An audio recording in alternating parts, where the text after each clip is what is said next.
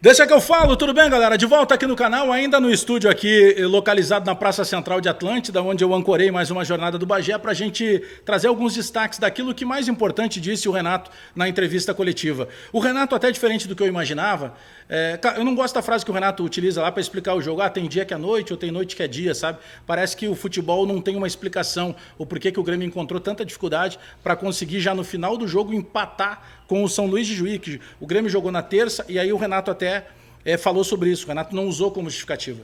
O Renato até disse, não, se foi calor para o Grêmio, foi calor para o São Luís. O Grêmio jogou na terça, o São Luís jogou na quarta. Ou seja, o Grêmio descansou mais um dia, o São Luís teve que fazer todo um deslocamento de ônibus de mais de 400 quilômetros, agora tem que voltar de novo. Então, se tem alguém que poderia reclamar, esse alguém seria o São Luís de Juí. Mas tem um ponto da entrevista que eu discordo completamente do que o Renato disse, que tem a ver com João Pedro Galvão.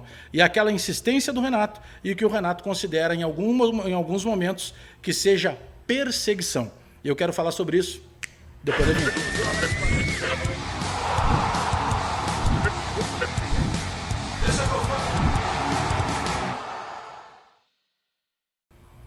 Esse vídeo para KTO. Aliás, eu deixei dinheiro na KTO hoje para o sueco, né? Não é sempre que a gente vai ganhar. Até porque eu faço acumuladas, então se perder um jogo, acaba perdendo todos. Mas tem mais emoção. Mas já estou apostando no São José amanhã. Vai em kto.com, faz o teu registro, usa o cupom BAGÉ, porque daí de cara tu já ganha 20% de bonificação no teu primeiro depósito.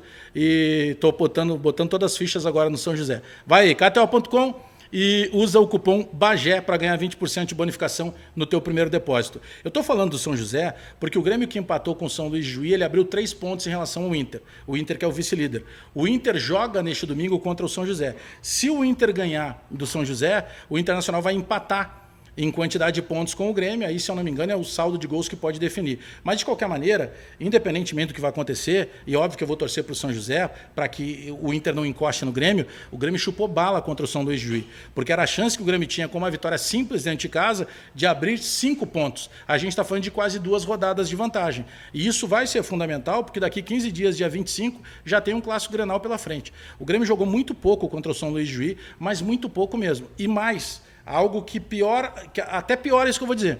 Não é que o Grêmio jogou menos que o São Luís. O São Luís jogou muito mais do que o Grêmio. Porque não é óbvio isso que eu estou dizendo, não é lógico.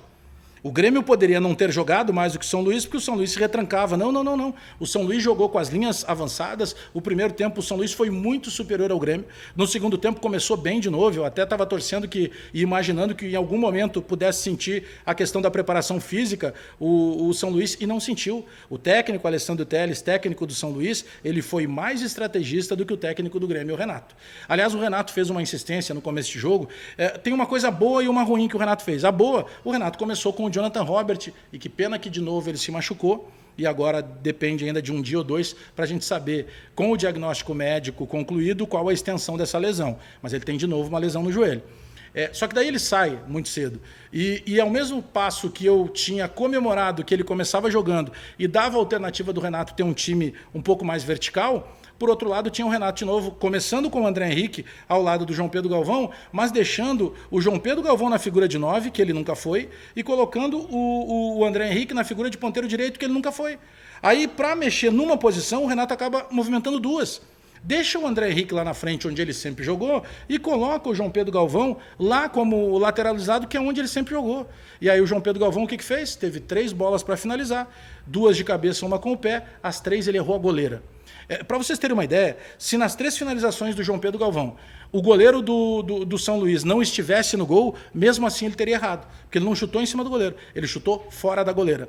Então isso chama atenção. E aí na entrevista coletiva, o Renato foi perguntado sobre isso, sobre o que dá para falar sobre o João Pedro Galvão. Ao mesmo passo que o Renato disse que não quer individualizar uma situação específica de um jogador, o Renato justificou dizendo o seguinte, que ele está tranquilo, que ele tem a garantia do Renato de ter uma sequência e mais. O Renato disse que já houve outros jogadores que o torcedor do Grêmio criticou, vaiou, tirou daqui de Porto Alegre e que agora eles foram campeões.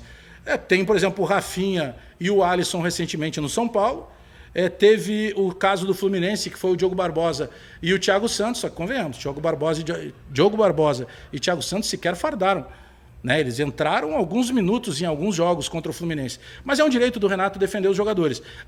parte que eu discordo é que não tem perseguição contra o João Pedro Galvão. O João Pedro Galvão, em 7 meses de Grêmio, ele tem 2 gols. E um deles é de pênalti. O João Pedro Galvão, ele talvez seja, na história recente do Grêmio, o jogador que mais oportunidades recebeu sem merecer as oportunidades. Porque o Renato dá a oportunidade, ele mostra que ele é fraco. O Renato repete a oportunidade. Ele vai lá e mostra que é fraco de novo. E o Renato repete a oportunidade, ele mostra que é fraco de novo. Aí o torcedor cansa e vaia. E aí o Renato acha que essa vaia e essa crítica por parte da imprensa e a vaia da torcida é exagero ou perseguição. Não é. O João Pedro Galvão é dos piores jogadores que já vestiram a camisa do Grêmio.